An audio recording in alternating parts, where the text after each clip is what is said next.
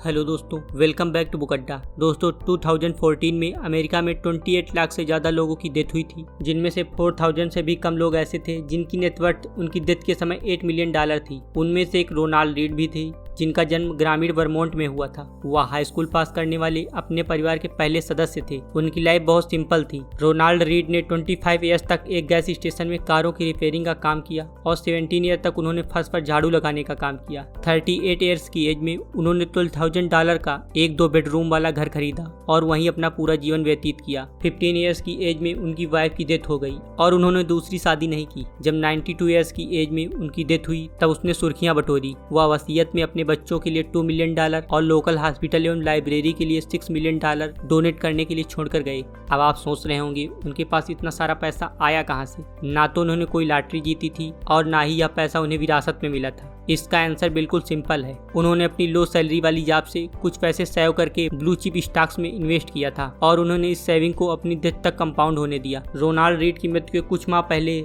Richard फुस्कोन नाम का एक व्यक्ति काफी चर्चा में था। वह सब कुछ था जो रोनाल्ड रीड नहीं था। उसने हार्वर्ड से अपनी पढ़ाई कंप्लीट की थी। उसके पास MBA की डिग्री थी। उसने फाइनेंस बिजनेस में इतना सक्सेस प्राप्त कर लिया था कि वह लगभग 40 ईयर की एज में रिटायर होकर एक फिलैंथ्रोपिस्ट बन गया था। क्रेन्स बिजनेस मैगजीन ने उसे सक्सेसफुल बिजनेसमैन की 40 अंडर 40 लिस्ट में शामिल किया था। सन 2000 में फिस्कोन ने ग्रीनविच कनेक्टिकट में एक 18,000 स्क्वायर फीट के विशाल घर को बनाने के लिए जमकर लोन लिया था। इस घर में 11 बाथरूम, 2 एलिवेटर, 2 स्विमिंग पूल और 7 गैराज थे और इस घर का मेंटेनेंस चार्ज लगभग $90,000 से अधिक था। फिर 2008 के फाइनेंशियल क्राइसिस ने उसे मिट्टी मिलाकर रख दिया। अत्यधिक लोन और फालतू खर्चों ने उसे 2014 तक दिवालिया बना दिया। दोस्तों, अगर मैं आपसे पूछूं ऐसी कौन सी इंडस्ट्री है जहां बिना किसी कॉलेज डिग्री के, बिना किसी बैकग्राउंड के, बिना किसी एक्सपीरियंस के उन लोगों को पीछे छोड़ सकते हो जिनके पास हाई कॉलेज डिग्री है, हाई स्किल्स है? तो इसका आंसर आथर बोलते हैं फाइनेंस है। जो रोनाल्ड और रिचार्ड की स्टोरी हमें दिखाती है, फाइनेंशियल सक्सेस पाना कोई कठिन साइंस नहीं है, बल्कि यह एक सॉफ्ट स्किल है। आप पैसों के बारे में क्या जानते हैं यह महत्वपूर्ण नहीं है, बल्कि आप पैसों के साथ कैसा बिहेव करते हैं। आर्थर मॉर्गन हाउसल इस स्किल को धन संपत्ति का मनोविज्ञान कहते हैं।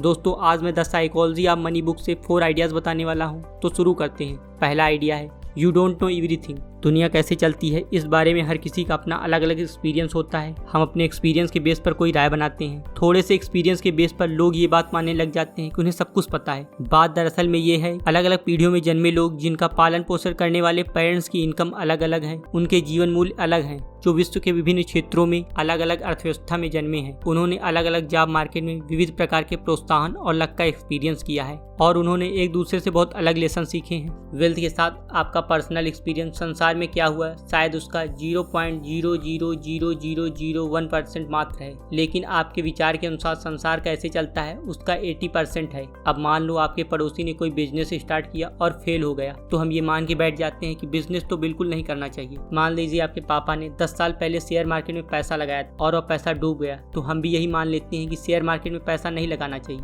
तो कहने का मतलब ये है कि आपको खुद को लिमिट में नहीं रखना चाहिए। आपको बस अपने एक्सपीरियंस के बेस्ड पर फाइनेंशियल डिसीजन नहीं लेना चाहिए, बल्कि आपको फाइनेंशियल किताबें पढ़नी चाहिए, सेमिनार अटेंड करना चाहिए जहां से आप दूसरों के एक्सपीरियंस से सीख सकते हैं। वहां से आपको पूरी कोशिश करनी चाहिए वो एक्सपीरियंस लेने की। फिर आपको अपने फाइनेंशियल डिसीजन इस एक्सपीरियंस के बेस पर लेना चाहिए, इमोशन के बेस पर नहीं। सेकेंड आइडिया है लक एंड रिस्क। भाग और जोखिम दोनों भाई भाई हैं। ये दोनों इस वास्तविकता का प्रमाण है कि लाइफ में मिलने वाला हर रिजल्ट व्यक्तिगत प्रयास के अलावा अन्य ताकतों पर भी निर्भर करता है। वैसे हम सभी को पता है कि बिल गेट्स बहुत कम उम्र में बिलियनियर बन गए थे। 1968 में 13 ईयर्स के बिल गेट्स जिस स्कूल में जाते थे वह दुनिया के कुछ गिने चुने हाई स्कूल में से एक था जिनके पास कंप्यूटर था। उस समय यूनिवर्सिटी ग्रेजुएट के पास भी कंप्यूटर नहीं हुआ करता था, लेकिन बिल गेट्स को 8th स्टैंडर्ड से ही कंप्यूटर मिल गया था। 1968 में लगभग 300 मिलियन लोग हाई स्कूल जाते थे। उनमें से लगभग 18 मिलियन US में थे। इनमें से लगभग 2,70,000 वाशिंगटन स्टेट में रहते थे और 1 लाख से अधिक सिएटल में रहते थे और इनमें से सिर्फ 300 ही लेक्साइड स्कूल जाते थे, यानी कि 300 मिलियन से शुरू होकर 300 पर खत्म। 1 मिलियन हाई स्कूल एज के स्टूडेंट में से सिर्फ एक ने ऐसे स्कूल में पढ़ाई की थी जहाँ कंप्यूटर था और बिल गेट्स उनमें से एक थे। और इस बात को बिल गेट्स भी मानते हैं कि अगर लेक्साइड ना होता तो आज शायद दुनिया में माइक्रोसॉफ्ट भी ना होता। बिल गेट्स के अपोजिट 8th स्टैंडर्ड में वहाँ उनके एक दोस्त भी थे जिनका नाम था केंट इवांस। केंट भी गेट्स की तरह कंप्यूटर में हाईली स्किल्ड पर्सन थे, इसलिए बिल और केंट साथ में प्रोग्राम लिखा करते थे। बिल कहते हैं आज केंट माइक्रोसॉफ्ट के फाउंडर पार्टनर होते, लेकिन ऐसा नहीं हो पाया। क्यों?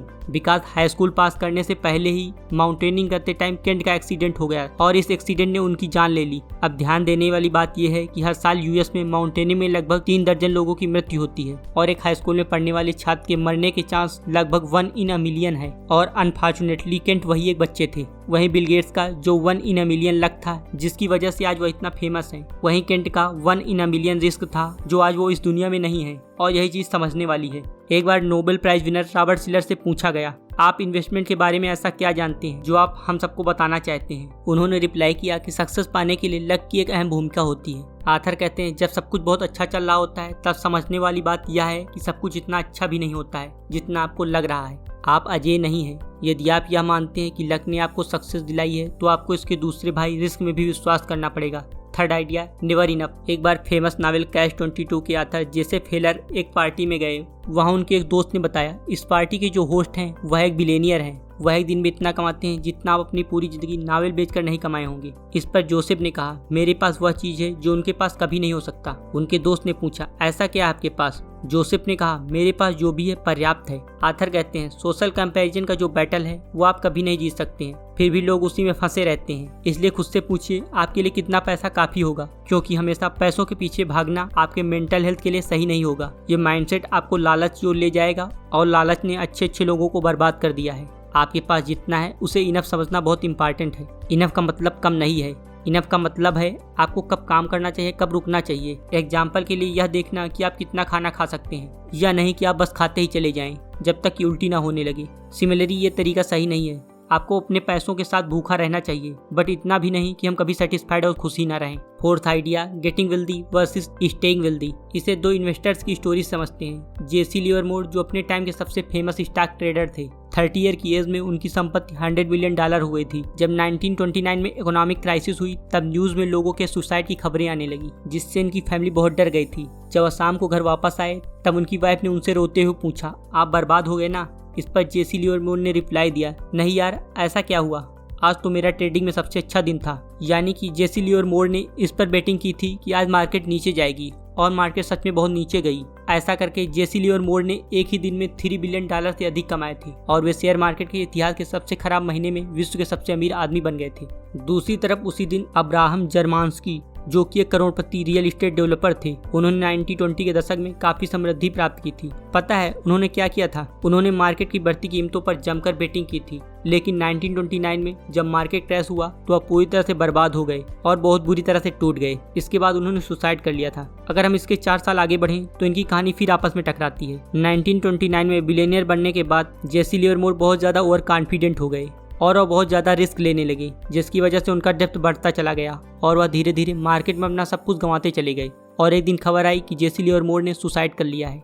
दोस्तों, जर्मांस्की और लिवरमोर में एक बात कॉमन थी, वे दोनों रिच बनने में बहुत अच्छे थे, लेकिन कैसे रिच बने रहना है ये बात दोनों लोग भूल चुके थे। अब समझो, रिच बनना अलग चीज़ है और रिच बने रहना अलग चीज़ है। आथर कहते हैं, अगर मुझे वेल्थ से रिलेटेड सफलता का सार एक शब्द में देना हो तो मैं इसे सर्वाइवल कहूँगा। वेल्थ प्राप्त करना और वेल्थ बनाए रखना 2 अलग अलग स्किल्स हैं। वेल्थ प्राप्त करने के लिए रिस्क लेना, ऑप्टिमिस्टिक होना और साहस से आगे बढ़ना आवश्यक है, बट आपको वेल्थ बनाए रखने के लिए रिस्क लेने के बजाय विनम्रता और इस डर की आवश्यकता है कि जो भी आपको मिला है वह उतनी जल्दी आपसे छीन भी सकता है। इसलिए यह मानना भी जरूरी है कि आपने जो कमाया है उसमें कुछ भाग लक का भी है। याद रखिए, पास्ट में मिली सक्सेस को अनिश्चित काल तक दोहराया नहीं जा सकता है। दोस्तों, वॉरेन बफेट के बारे में तुम सभी जानते हैं कि उन्होंने इतनी सारी वेल्थ कैसे बनाई, लेकिन ये कोई नहीं जानता है कि उन्होंने क्या नहीं किया जिससे वे कभी डेप्थ में नहीं दबे। उन्होंने अपने जीवन काल में 14 मंदियां देखी, लेकिन उन्होंने कभी भी स्टॉक को घबराकर नहीं बेचा, न ही उन्होंने एक्साइटेड होकर किसी कंपनी के शेयर खरीदे। उन्होंने हमेशा एक ही स्ट्रेटेजी को फॉलो नहीं किया।